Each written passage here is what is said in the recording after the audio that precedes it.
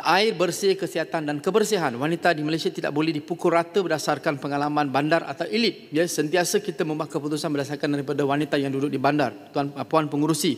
Di banyak daerah terutamanya Sabah, Sarawak, Pendalaman, Johor, Segamat sendiri akses air bersih pun tidak konsisten. Bagaimana seorang wanita bandar dan di luar bandar mempunyai playing field yang sama apabila wanita di luar bandar masih tiada jaminan air bersih, tuala wanita baju dalam pun tidak stabil.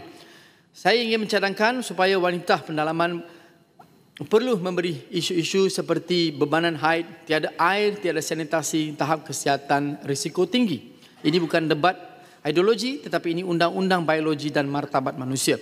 Cadangan segamat kepada KPWKM peruntukan disediakan subsidi kebersihan wanita National Women Hygiene Subsidy.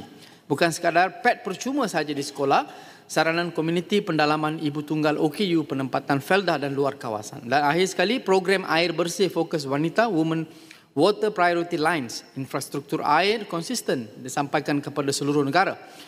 Dan cuti haid berbayar. Segamat ingin mencadangkan 1 hingga 2 hari sebulan, 7 hari tambahan untuk tahun semua wanita bekerja termasuk pekerja kontrak. Modal rujuk kepada Jepun started in 1947.